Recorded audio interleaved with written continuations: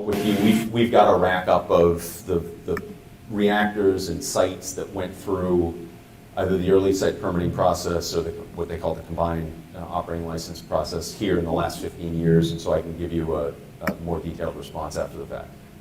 Okay? Thanks. Make a note to myself. Anyone else? Well, at this point, I'll have questions to the public. Sir? Thank you for the presentation. Thank you. I think two big issues you didn't address, and I'd like to hear your perspective on, are the issue of distributed energy, which West Virginia basically prohibits. Okay, and I don't know if you know, but our law does not allow anyone to build power plants except Mon Power, or Mon Power, First Energy and APCO. Okay, no 100-meter generation except a very small amount of solar. So even if a company wanted to put one of these in, Nucor wanted to put one in, West Virginia law wouldn't let us do it now, not because of the ban on nuclear, because the PSC rules that we can only have the two suppliers, basically. Those suppliers have made a 100% commitment to coal, and the PSC's approved that, and it's got a 20-25-year more expense for those coal plants that are operating at 60% capacity. So my point is, how does anything like distributed energy ever even get started in West Virginia? Because we don't allow it. And the second thing is, talk about distributed energy and grid security for a second, because once again, I think we're under the false impression that as long as we have coal, there'll be electricity. But there's plenty of coal to generate, plenty of everything to generate, but it's the distribution system that's the problem. The grid, not the generation piece. Well, so I'm not familiar with the West Virginia law, so I can't speak to the specifics on that. Certainly, we're seeing more interest in distributed energy generation. Some of the microreactor designs I talked about are being looked at as a way to provide, security for loads that demand particularly high reliability. So, there's certainly an opportunity there. I can't speak to how that would fit in, within West Virginia's laws. One of the things that I think is really valuable about nuclear, you talk about the grid being a challenge. You're right. If you look at the estimates of what it would take to decarbonize the whole grid just using wind, solar, and storage, one estimate is you need 6 times the existing line miles than you have today. Well, that's a false argument. I agree with you. You're not going to do it with solar and wind. Right. I agree with you. Yeah. But if you can't build distributed energy with nuclear, and you can in West Virginia, now maybe you can in other places, we don't have any options for distributed energy. Yeah. Well, I agree. okay. Well, I mean, certainly ensuring grid resilience and reliability is going to be essential going forward. Nuclear can play a big role in that, and by virtue of its characteristics, it can avoid some of those investments that need to be made in the grid. So beyond that, the specifics of the West Virginia case, unfortunately, I can't speak to. But thanks for the question. Thank you. Sir, thank you very much for being here. Thanks for having me. Really appreciate it. I'm down traveling to see you. No, my pleasure. All right. Take care, everyone. Our next presentation is from Chris Hamilton, President of West Virginia.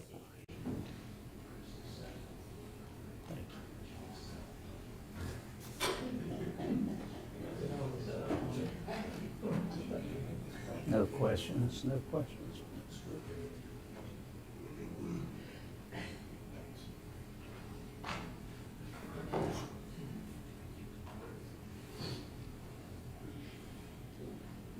You have a light that works up here.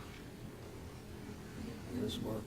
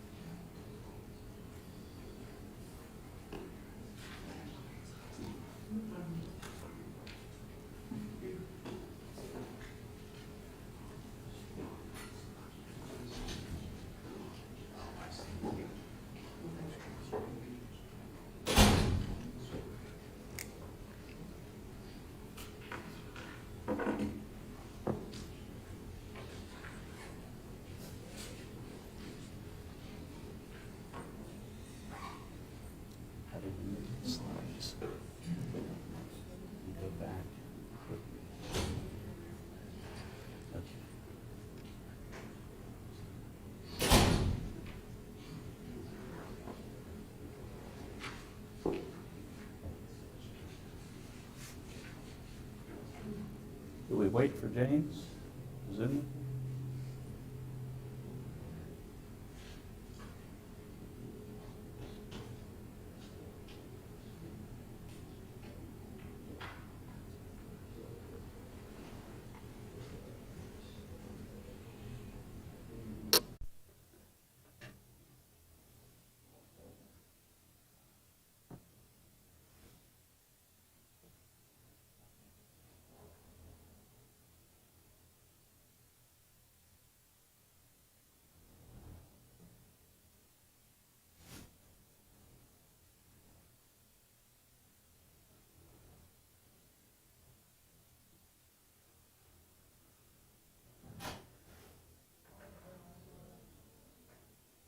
Mr. Interim Chairman, members of the authority, appreciate the opportunity to join you here today. Thanks for the invitation to address the authority. I'm Chris Hamilton with the West Virginia Coal Association, and I'm here today on behalf of the majority of coal-producing companies here within the state of West Virginia and their employees. We represent about 86% of the total coal output or production from West Virginia. We also represent the tens of thousands of mine contracting companies that show up at a coal mine every day around the state. These are land companies. These are equipment manufacturing companies. These are equipment machine shops located throughout the state. These are mine safety consultants, mine reclamation specialty companies with biologists, technical personnel, equipment operators, horticulturists, chemists, all of which show up at a mine each and every day around the state. I'd like to also think that I'm speaking on behalf of our 8 coal-fired power plants located throughout the state and the thousands of West Virginia employees that work at those coal-fired plants. Last year, we produced about 82 million tons of coal, which was up from about 16% over 2020 levels. And this year, we're up about 5% over 2021, on pace to produce about 85 million tons of coal in 2022. Everyone seems to know a lot about the coal industry. Everybody wants to write about it. Everybody wants to talk about it. Maybe because we've been mining coal ever since we've been a state around the neighborhoods we reside in. Everybody knows we're doing pretty well right now, and we really are. Great demand, strong pricing, record high gas prices, underperforming renewables. It's a very unique time for our business, for the remaining few that still mine coal. There's tremendous opportunity that exists today, both in our international markets and our domestic markets a little closer to home. For once in a long time, there's a perfect storm, and it's working towards the benefit of coal mining and coal miners in this state. But as you well know, there's also tremendous pressures, downward pressures on the coal industry and on all fossil fuel, fossil energy industries, coal and natural gas alike. The two things that we probably do best here within the Mountain State, and the two things that probably drives our current economy beyond imagination, or somewhere in the magnitude of 90+% here within West Virginia. We basically mine two types of coal here in West Virginia. We mine steam or thermal coal that's used to generate electricity. And we also mine coal that has extraordinary metallurgical qualities that's used for coking in the steel making process. That percentage is about 60-40. We mine about 60% steam or thermal here in West Virginia, about 40% metallurgical coal. We're a predominant underground mining state.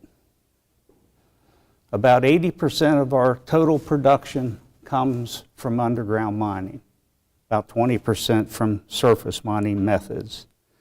We are the leading underground mining state in the country, the second leading coal state overall, second to the state of Wyoming, which, as you probably heard, it scratches a little dirt, removes a few leaves, and begins some agricultural process that they call coal mining in Wyoming.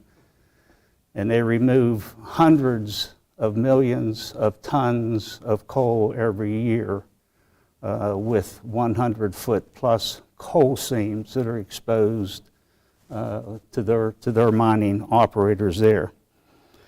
We have about 130 coal mines that are actively producing coal here within the state of West Virginia. About 75, 76 are underground. Another 55 are surface mining operations. We mine in 21 counties. We ship total capacity of about 30 million tons of that amount to our in-state fleet of coal plants. We send about an equal amount on the export market. And we send the remaining 10, 15 million tons, 20 million tons to 15 surrounding states that take deliveries primarily of our steam. And we also send about 10 million tons to our domestic net markets here within the United States. There's about 130 operating mines, and if you know a little bit about mining, you know we're also the major, or about West Virginia coal. You also know that we're a major exporter of coal. We are the nation's leading export state. We account for about 40% of the nation's total export,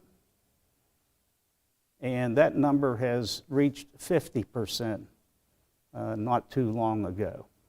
State of Illinois shipping coal primarily just straight down the Mississippi River through New Orleans they have captured the leading underground or steam coal export product. We export both steam and met. You know, most people think of our export being predominantly met, and it's met probably it's probably a 2.5 to 1 ratio met over steam coal, but we are exporting a lot of steam coal as well. So we're the nation's leading export state, accounting for almost 1 out of every 2 tons of coal that leaves the U.S. borders. We're also representing the fastest growing export portfolio within the state of West Virginia. Governor Justice announced that a couple weeks ago. There's been about a 37% increase in coal's contribution to the overall balance of trade from West Virginia and our foreign neighbors. And it accounts for about close to 44% of all the commodities and products exported from the state of West Virginia. I'm going in a lot of depth talking about the fiscal contributions, the jobs, how meaningful the coal industry is here within the state of West Virginia. Again, it's no surprise to those of us sitting here, there's a lot of people that have written off coal mining. They have written off our fossil fuel energies, both natural gas and coal, and you can throw oil in. We want to make the case that coal is around, has the potential to be around for a long, long time, despite all of the gloom and doom that we currently hear. We think this Public Energy Authority has a role in assisting the industry in trying to retain the hundreds of thousands of jobs, the billions of dollars in overall economic output from the coal and fossil fuel industries within the state. The state's lead economist, John Deskins, from West Virginia University, assesses the total value of the state's coal industry and the 8 in-state coal plants is being $14 billion. That's the annual economic output of our current mining assets and our coal-fired generators. These generators are critical to sustain and support here within the Mountain State. The entire world currently is looking for coal supplies. One, because it still is a very competitive cost. Two, it really shores up national security and energy independence and national defense priorities. It is baseload generation. It produces electricity in a very secure, safe, resilient manner. It allows us to flip the switch, hit the on button on any household appliance, any industrial facility, and it's uninterrupted. The flow is uninterrupted. It doesn't of electricity for household and industrial power. Usually my buddy Jason goes through these slides as I'm pontificating. It's hard for me to do both and to keep current. Many times we're accused of showing you 2 different presentations at once because it's also hard for me to follow Jason's sequence of slides. But nonetheless, we think that, let me see where we are here. Again, a fact that's pretty well known, we do have the best quality of coal here. And by the way, our 8 in-state power facilities are fully compliant with every single aspect of regulatory mandates and requirements from US EPA. We have the cleanest burning fleet that you'll find anywhere in the country or world. We're working on the CO2 output. We recognize that CO2 can be captured and controlled. We happen to support the mantra of U.S. Senator Joe Manchin in that regard. We believe that we need to innovate, fully engage our intellectual properties, our universities around the country that have some energy responsibility or presence, and, as opposed to eliminating. We've all watched and experienced the Green New Deal playing out all winter and all spring in the halls of Congress. And it was in many different forms. It was initially an energy standard, became a utility buyout program, and it ended up being the Build Back Better initiative. Those all failed. Again, that's created a lot of downward pressure, though, on your fossil fuel industries. It's stymied investment. It's hurt the financial aspect of mining. It's cut the term, the confidence in the business. We believe because of the opportunities that are presented today, and they're multiple for fossil energy. There's our 8, I think there might be 9, might be one that's no longer in operation there, of our coal-fired generators. You know, we ride by these each and every day, and we just see huge industrial facilities. But I maintain these facilities are some of the greatest assets we have within the state. You know, they consume large supplies of coal. They keep our coal mining operations vibrant. They provide economic activity in multiple counties surrounding these plants. That's the Duskin study. That's an illustration showing our 130 active coal mines. Again, they're in 15 states. The red dots are the 8 in-state coal-fired facilities. This is a picture of the Pleasants plant, or a slide showing the economic impact of the Pleasants plant. There's all the contractors, all the businesses that surround that plant. You can times that by 8 within our current state. Again, making the point that the $14 billion generated by coal and coal-fired utilities is very substantial. We believe it's worth preserving and protecting as long as we possibly can. These plants are designed to operate another 20 to 40 years. Some can operate beyond that time frame.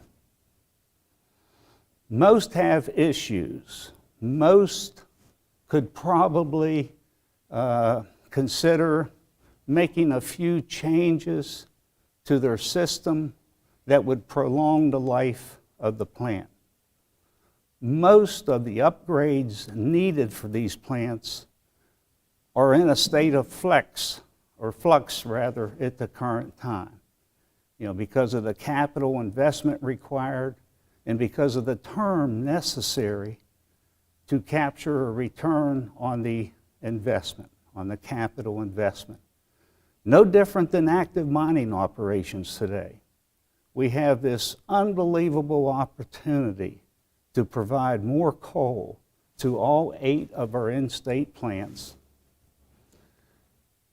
and to the export countries, particularly the European Union, which is, as you heard earlier, is looking to replace the 45 million tons of Russian coal that is used throughout Europe. We already have a footprint in Europe. We have a strong presence. We always have had a strong presence. We would like to capitalize on the opportunity that exists there. We believe we can export more coal all throughout Europe. We believe that possibility exists. We think, conservatively speaking, we could probably send 10, 12, 15 million tons of coal additionally throughout Europe over the next 10 years.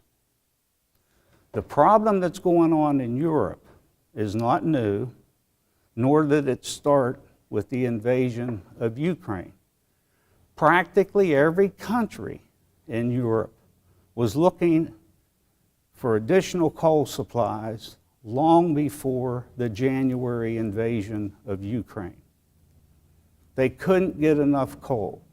The supply side of the industry is that restricted at the current time. But that problem's not going to end next week or next month or at the end of summer. We think it's going to go on in perpetuity. European countries, the 26, 28 countries that comprise the UN, we think they are going to look for additional fuel supplies, look for additional coal supplies, both met and steam, for many, many years to come. We think we're also seeing and experiencing a reset of some of the national priorities with respect to renewable energy and transitioning away from baseload generation, particularly coal and natural gas.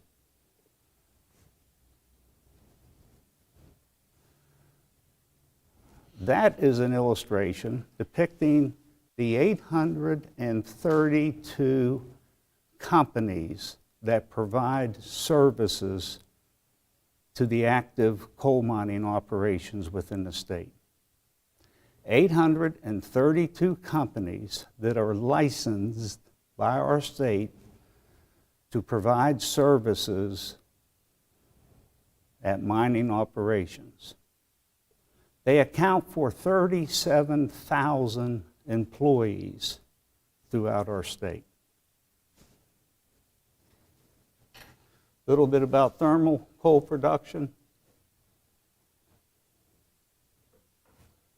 A little bit about met, most we've talked about. Again, there's a tremendous opportunity to enhance seaborne coal to international markets. We're in really tough competition there. Indonesia mines and exports considerably more coal than we do.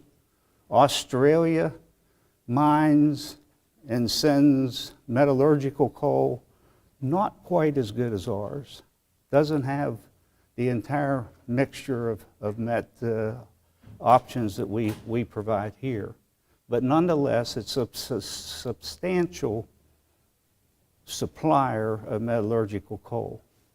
Russia, of course, supplies more coal than the United States. The United States is actually the fourth supplier of seaborne coal.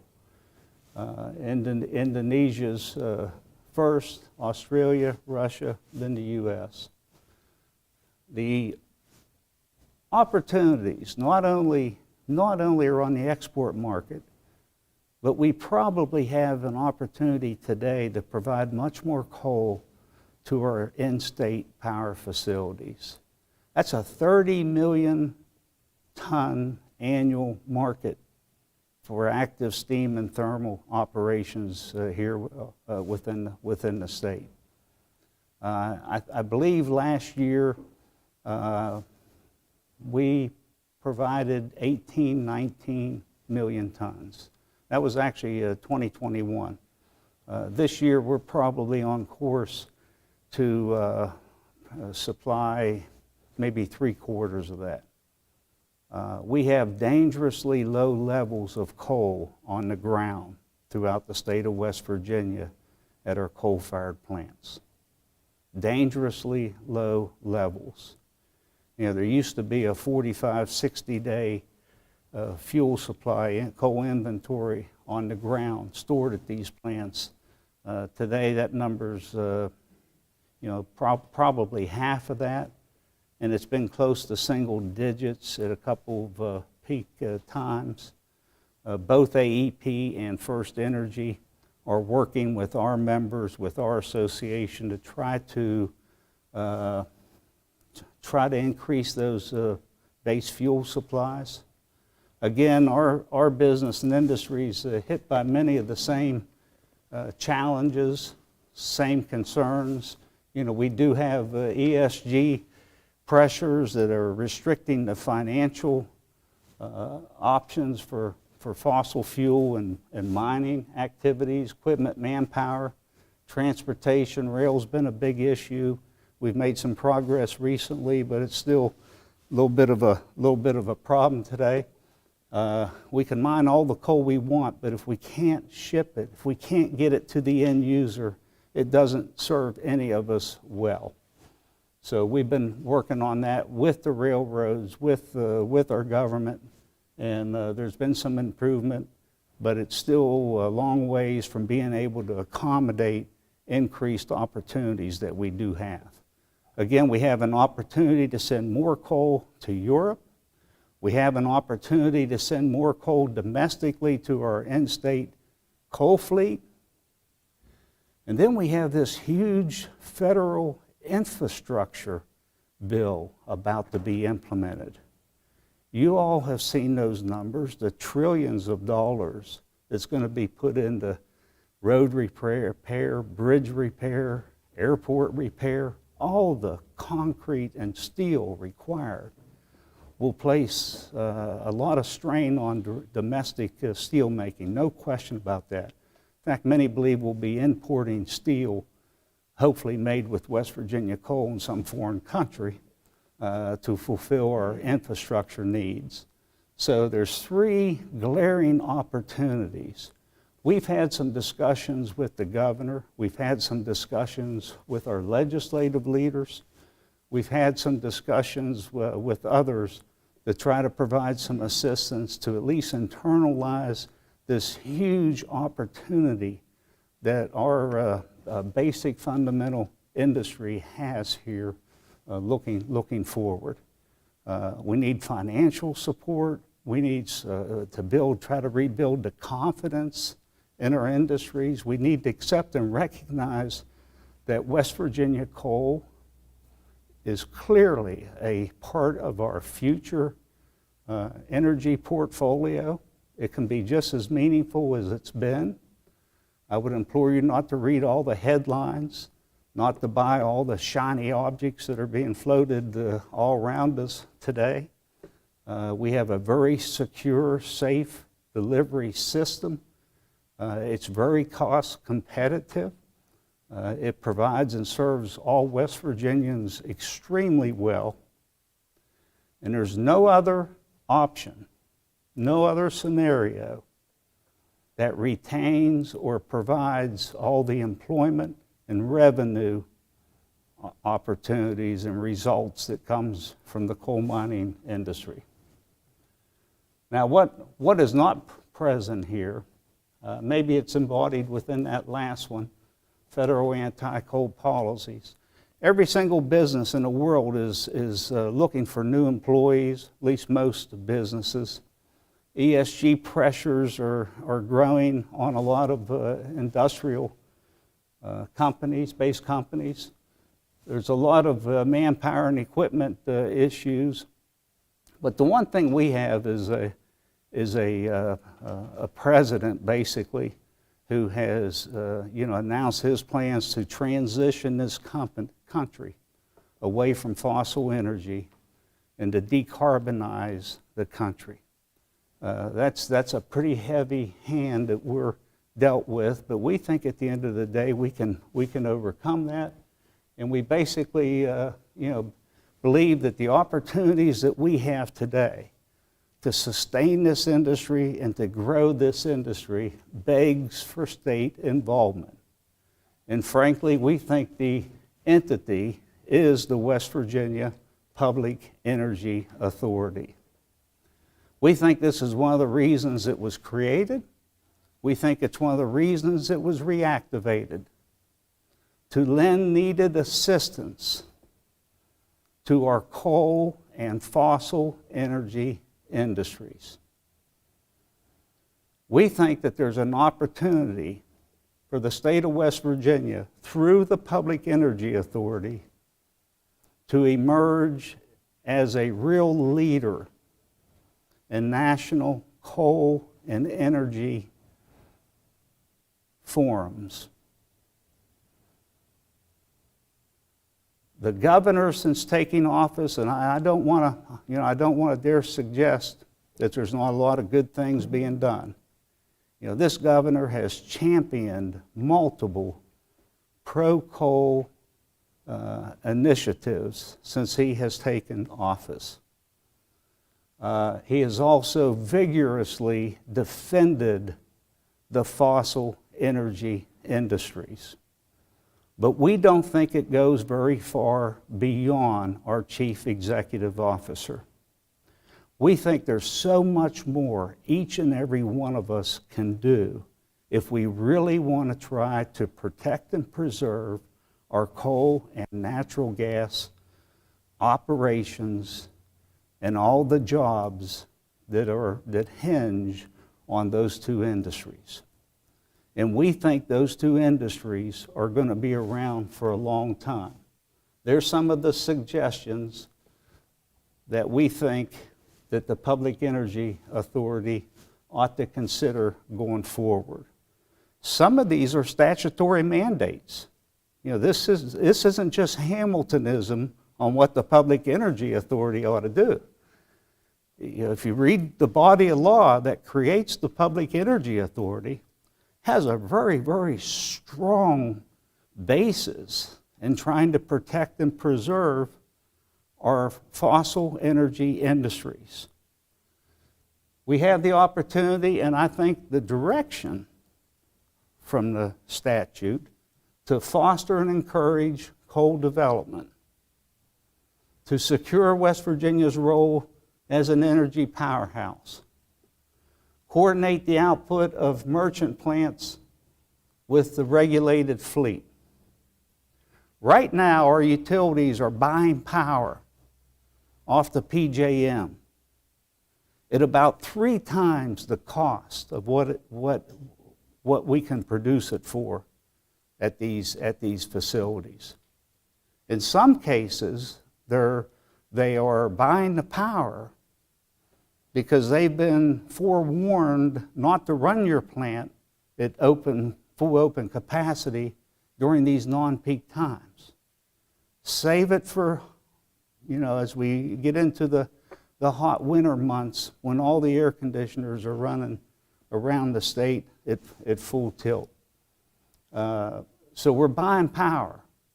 What we ought to be doing is, through a purchase power agreement with our merchant plants, be consuming the power produced by our merchant plants.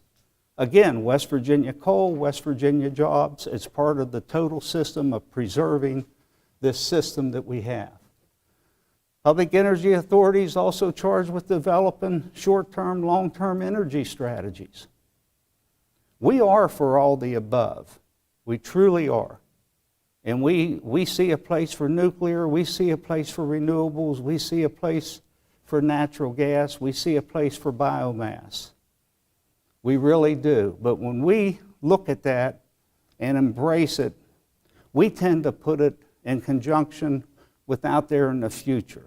There will be a natural transition period when we have to use other base fuels. We think that's 25, 30 years out. We think between now, our current system, our coal-fired assets, our mining assets will carry us through that time. But there is a natural transition period. We'd like to think even then, through technological advancements and many of the things we've heard, hey, hell, if you can build a modular nuclear plant, you can build a modular coal plant. Doesn't have to be the size of John Amos.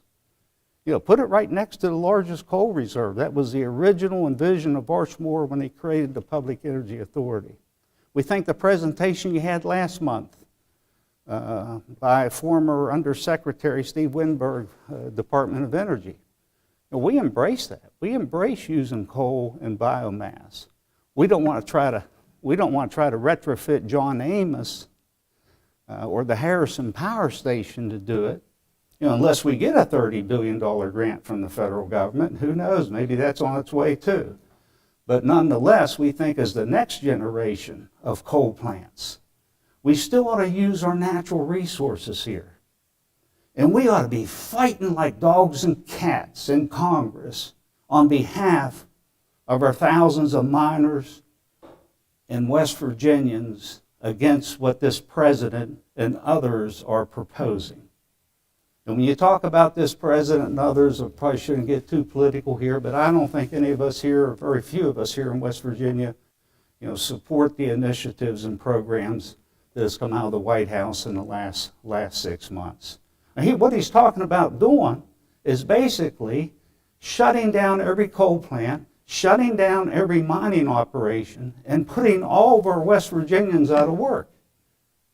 Now, he doesn't say it quite that bluntly. And yes, we're going to send money into West Virginia, and we're going to retrain our miners.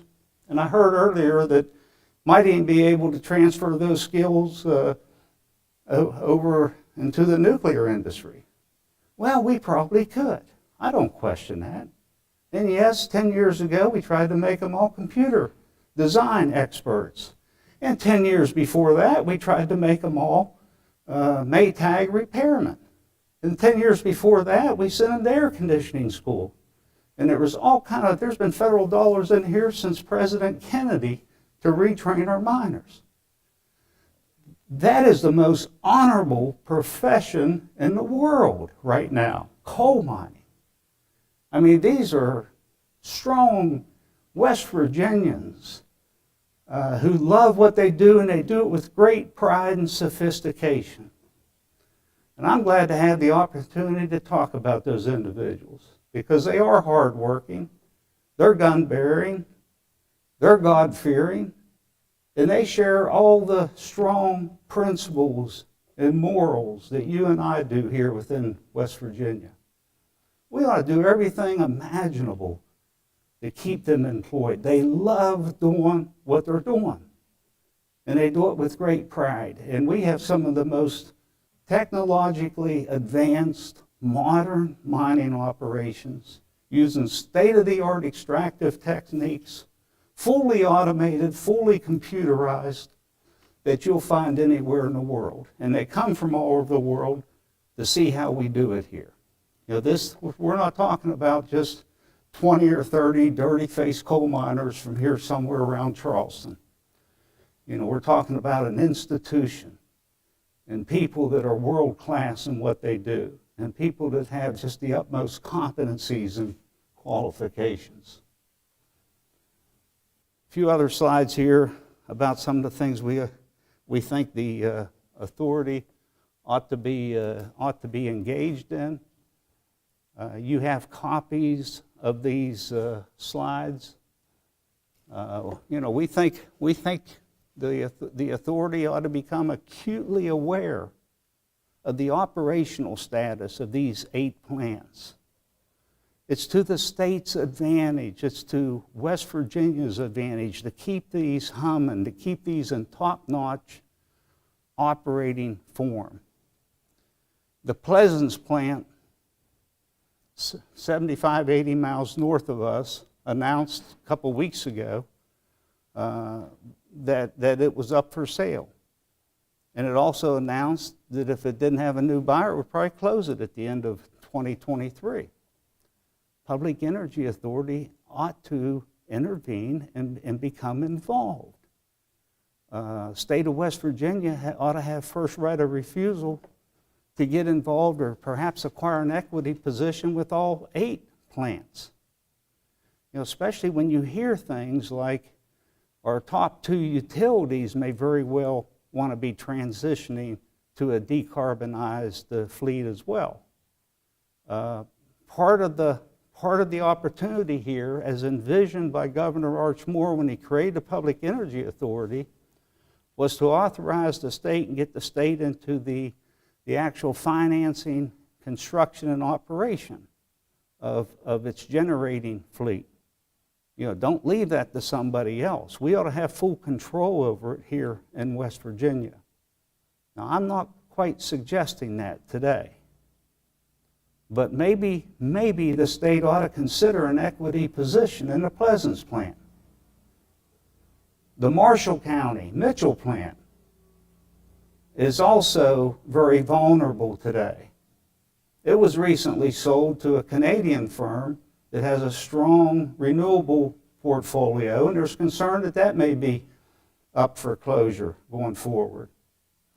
State legislature had to provide some fiscal relief for Pleasance and also the Mount Storm plant over in Tucker County. The newest plant up in Morgantown, the Longview plant's been through bankruptcy twice. You know, the state doesn't have an entity that monitors. Now, the Public Service Commission basically entertains rate cases when these utilities, the public utilities, want to install a federally required environmental device and then put that cost out through the customer base. That's when those type of issues emerge and are presented to the Public Service Commission. But there's not a single entity in the state And I submit to you it's the role of the Public Energy Authority to have intimate knowledge of the state's coal fleet because of the important role they serve to the state. You know, what will happen and what we fear will happen if we lose a couple of these plants. Well, there'll be all kind of proposals in here to create and build something and fund something for hundreds of millions of dollars. And that cost will also go out through the rate base. But what kind of time will it require? 3 years, 5 years? I know the Longview Plant in Morgantown was 15 years from the time the permit was first filed for and the time the on button was pushed in that plant. Talked to Jimmy Larita about that. 15 years. We're concerned that if we see a demise of our state's coal fleet, the first thing we'll see is a continued practice of importing power into the state of West Virginia from somewhere. And who knows what that power will be and what it will cost. And we will have no control over it whatsoever. You know, there is such a thing as state security. There is such a thing as state defense. There is such a thing as state concerns over terrorism and the like. I've probably rambled long enough. You know, instead of occasionally making a presentation like this and basically in a more of a formal setting as this is here today, we would really like to sit down with the authority in an open government forum. But we would like to sit down with the authority and really engage with you, again, because of its strong coal and fossil energy connection, and really try to work on these things jointly going forward. I use this example. Could you imagine if President Biden went after the citrus industry in Florida? Could you imagine the outrage? Could you imagine what Governor DeSantis would do and his crew? You would see him on television every single night. You know, we think it's absolutely critical that the state of West Virginia emerge as a leader and have a leader's voice in national public energy forums. We think that we ought to budget for a public relations program, a public energy education program.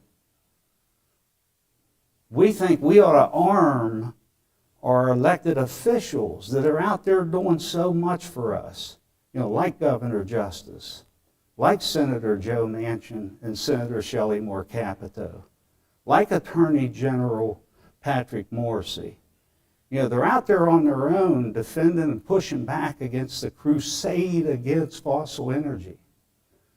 We ought to be arming them with science and factual information, talking points. We ought to be trying to control the narrative. West Virginia needs to have a voice to talk about the virtues and all the advantages of baseload generation and the importance of maintaining a high percentage of fossil energy in the nation, region, and state's energy mix. Right now, but for the opportunities that our governor has, you know, there's a real void there. And West Virginia's voice is not being heard. Guys, that concludes my PowerPoint. I appreciate your attentiveness. I'm prepared to answer any questions you may have. Thank you very much. Chris, do you have any questions, Mr. Hamilton? Chris, thank you for a very informative and passionate presentation.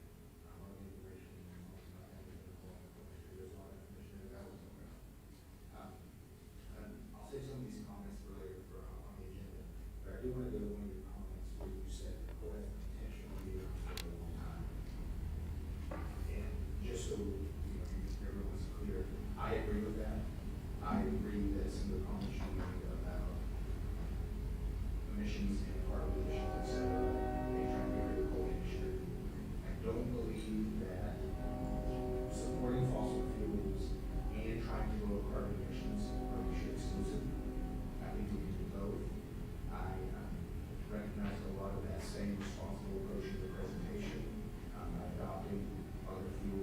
sources, but not necessarily the expense of coal. And that's what leads me to my first question is, with that in mind, we can lower emissions and still support the coal industry and still try to grow the coal industry. What do you see short term as the number one, number two things this authority needs to do, given the understanding of what's facing the industry?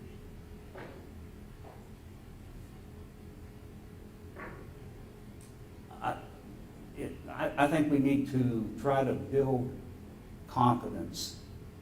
And the way to build confidence is through outreach, is through education. We just can't sit along the sidelines and be hammered on as we're hammered without pushing back, without fighting back. We put too much trust into the hands of our elected officials. We're basically engaged in a multi-pronged media effort to try to push back, to try to influence the narrative that's out there. I think first and foremost, that we need to try to restill confidence. We're losing miners too, and it's hard to find miners. Well, who wants a mining job today? Who wants to try to direct their children to a mining job or a natural gas job for that matter? I don't necessarily think the two are any different in that regard. But we think that there really needs to be a for lack of a better term, a coal summit called here within the state of West Virginia. And we have encouraged that the governor call that. And this Public Energy Authority needs to be viewed as his top energy cabinet, frankly.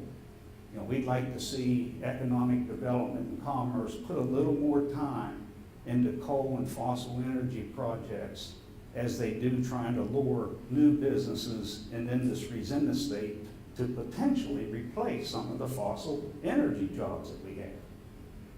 We've been very outspoken on that.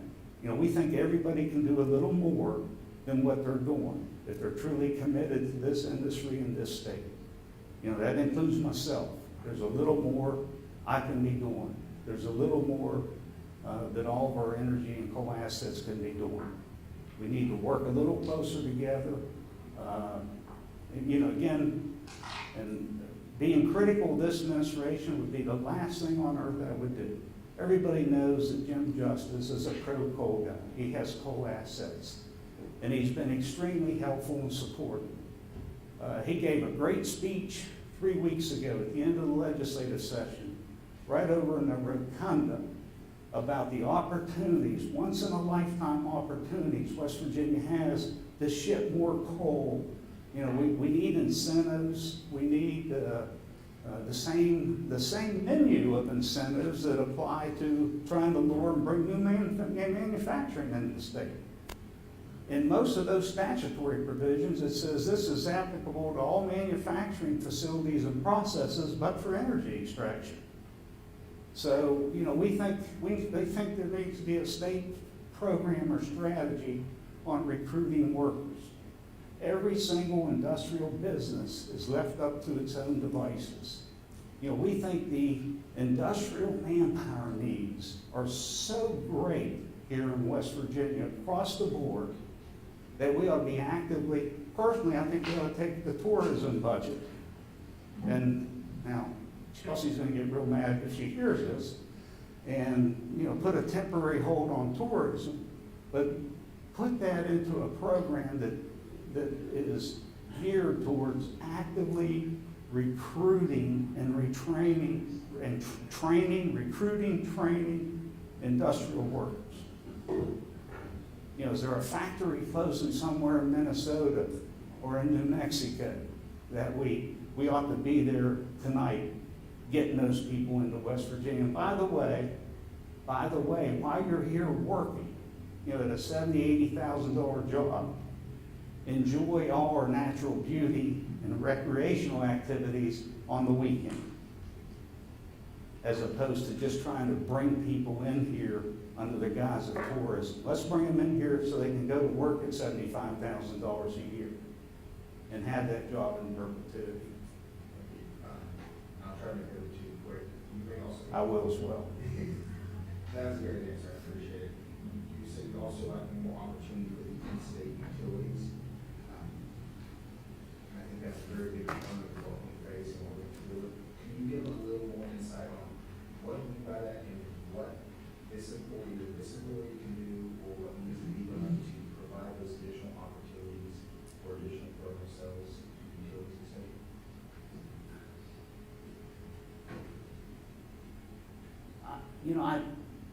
We're in the process of setting up a couple roundtable, smaller group discussions and forums with our members. We're working with our members, we're working with the utilities to try to, we're trying to encourage people. I've approached Chris Warner, for instance, who used to be in mining for 20 years, and I'm just using Chris, of course, but I said, Chris, I said, any chance you can get back into mining? I know you still got some equipment sitting over here, and you've been mining for 20 years, and the first thing Chris says is, man, aren't you reading the papers? Don't you know there's only 3 years of life left in coal? Utilities have traditionally here within the immediate past future, provided contracts for coal supplies on very short terms. That term has varied from 90 days to 2 years. But Chris needs probably a 3 to 5 year term today. It's going to be difficult for him to get the money. Maybe the Public Energy Authority, the administration, could help broker, some of the financial opportunities that we have. Maybe there's short-term loans, maybe there's loan guarantees. None of those things have been made available to mining. I don't know if that's possible. Can we give Chris everything he needs to say, okay, I'll invest $100 million and open up that mine? I will do that. I have a 12-year reserve base here. The state's never been a partner like that before, and we desperately need them to be today. In terms of the plant conditions, if I said, does anybody in here know that John Amos plant, 20 miles down the road, hasn't operated in 6 weeks? Anybody know that? Is anybody aware of that? Well, I just made that up, but there's been times when one or more units have sat idle for extended periods of time, and no one really knows why, except for the utility. And to no fault of the utility, there's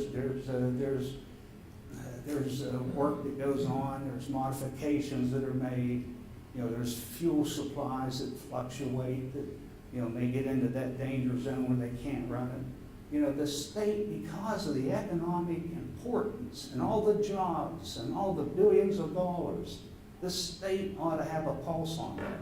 And we think that is tailor-made for the Public Energy Authority. Now, it requires more than just a board, that convenes once or twice a month. There's no question about that. And I know there's staff issues here and everything else, but we're confident that over the next couple of years, a lot of these things are going to get done. But we think that the Public Energy Authority and its staff should closely monitor the operation of these plants, have a better pulse on behalf of the state of the condition of plants. What if I told you here today that they all have a 5-year life instead of a 25 to 40? Man, that falls in the oh shit department, because we would really be, but the authority is charged, as I read the statute, with developing short-term, long-term energy strategies. That gets into the next, that we got a little bit of a buffer here, and these plants and mining and coal really needs to be looked at as almost interim, but that interim to me is much longer than at the end of 2022 or 2030.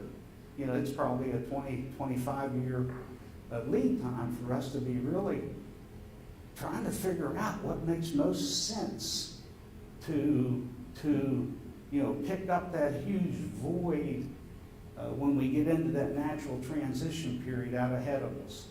And I think that's the charge of the Energy Authority, to develop a strategic plan for the state of West Virginia, which in my view has never, ever been done. in some ways, we have a kind of an opportunity to really put some things in place, do some things that are unprecedented. And this will be more robust. And I want to make this point because, I've been with the Coal Association a long time. And when I first started there, man, our members didn't want much to do with state government or federal government. We want to be left alone. We're doing very well. We're mining a lot of coal. We're marketing throughout because of the influence that government policies having on our business today and all energy businesses. Never before. It's unprecedented. Think about it. Think about the damn Green New Deal was one vote away from being implemented. And then what would have happened? We would have been decommissioning everything we had. We've been, just bordering up all those red dots that were on the screen. So we need to be a bigger player. Need to be a bigger player in the national and regional energy forums. We need to be standing up and defending our industry. It's what we do. It's what we have. The other aspect of that, where I was going with that is, our members, we just assume government, legislature, not get involved with our business. I'm here today begging for your involvement. We have to have government's involvement with us if we're going to succeed. And when we succeed, West Virginia succeeds. Whether it's an interim, whether it's a 20-25 year, we have to preserve and protect what we do best and what generates most of the income for our state. I thank you. That was a fantastic answer. My last is a request.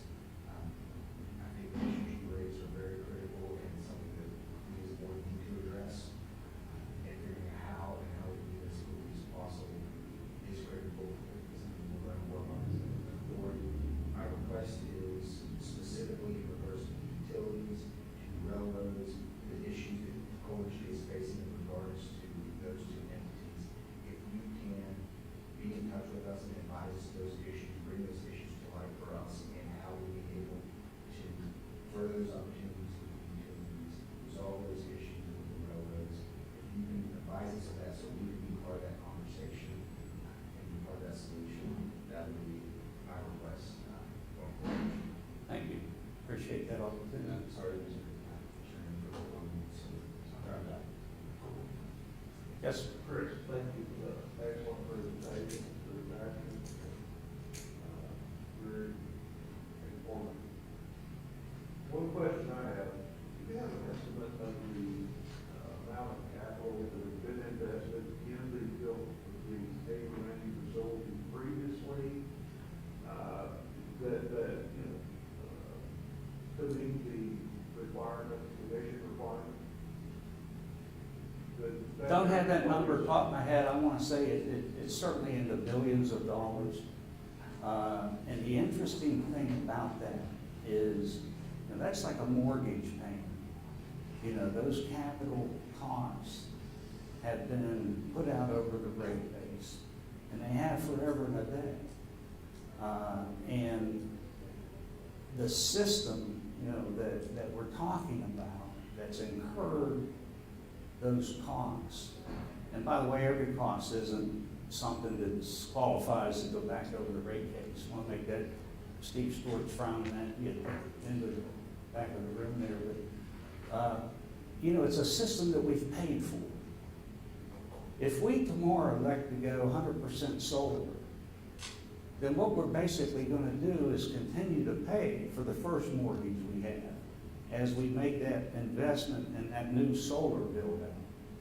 So we'll end up with a double payment. This is a system that has been paid for the most part. There's some ongoing cost involved, some cost increases, but the core fundamental infrastructure has been paid for. We have, but it's in the billions of dollars. I think the utilities could probably provide that for us, the major utilities. Thank you. Other questions? Chairman, I want to forego my remarks later, but I've got a statement, a question, and just want to pass along to you. When I left Barber County this morning, in between 6 and 6:30. I had to wait for a line of traffic before I got onto 119 South heading to Charleston. And they weren't headed to the Lear South mine, north of Philippi. They were headed to the new Allegheny Met mine, a bunch of service trucks, pickup trucks. I know that they stand at 85 employees right now. They're going to 470 by July of 23. They're doing that by paying $100,000 a year for each one of those 450 miners. There is a hope in Barber County that has not been there in a long, long time. They've, in years past, they've had double-digit inflation. I guess my concern, I know how long it takes to permit a mine. They started in 2008. It took them until 2018, but now they're ready to hire the miners. How difficult is it going to be to hire those miners, get them trained up to where they're ready to mine coal? And is there a role for the community colleges, or is this all done by the company on site to train those miners up? Great question, Chris. We think that they're better postured today because of what they're offering, because of it being a new mining complex, because of the longevity and their product. It's a very high quality met mine there. And incidentally, between what they're doing and what Arch Lear is doing over in Taylor and Barber, and 3 or 4 operations in Wyoming and McDowell County where they're re-entering and mining what I would refer to as a remnant metallurgical seams. There's over $1 billion in investment that's going on at the current time. Between the Century Mine and the Arch Mine, there's 2,000 contractors that are currently working those operations. Pretty significant. You know, unless you're local in one of those 3 or 4 regions, you don't know that's going on. Again, I put that at our economic development and our comments. That ought to be touted every bit as important as Nucor. Yeah, we saw and continue, and I'm a big supporter of Nucor. Thinks it fits our industrial base. It's a lot of synergy, a lot of camaraderie and comparisons with our state-of-the-art, technologically advanced mining operations. You know, we have many Nucors throughout the state, so we welcome them with open arms. But, again, be nice to see, some of the investment, some of the dollars that's being invested in our state and in West Virginians. One of the things we're seeing right now, Chris, maybe more directly to your point, is we're seeing mining companies really raid employees of other mining companies. They try to find companies and operations that may have some rougher conditions, maybe some lower comp, things of that nature, and offer them a 10-year opportunity in a 6-foot-high seam. A lot of incentive programs. We think there is a role. Again, I mentioned earlier, I think the concern is so significant across the board. I think it begs for the state of West Virginia to develop a state strategy to try to recruit, retain workers here. It just seems like we're always trying to be something we're really not. We really have to return to basics here, put a little bit of our efforts in trying to keep the basics and the fundamental values we're the envy of the world. The whole world is looking for what we have right now. And that's coal and mining assets. That's how the pressure has worked against this industry and natural gas industry. Thank you. Thank you very much for your time. I know I've run over. Thank you for your call, Mr. Speaker. Appreciate it.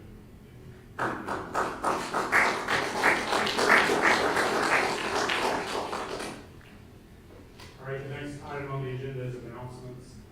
I have one announcement. That's the next scheduled meeting is on June 22nd.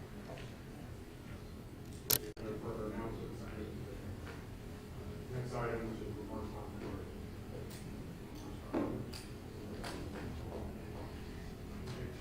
I would say it's very important to echo Chris's comments that West Virginia is poised as an energy monster, not just internally, but export. And he's forward, I believe, is poised and should take on the opportunity to support all forms of generation, renewables, nuclear, gas, coal, to the fullest extent possible for all of them, not just for internal use, for export. Let's support each of those industries, the ones that we don't have, moving forward, and the ones that we currently do have, support them to the fullest extent possible. Because it will allow us to be further. So I just want to echo his comments and hopefully it will be a state. It's mutually exclusive to be environmentally conscious, to help reduce emissions, carbon emissions, and to support fossil fuel emissions. I think that is the approach that we're going forward. So with that, that's the comments. Thank you. Further remarks? Seeing none,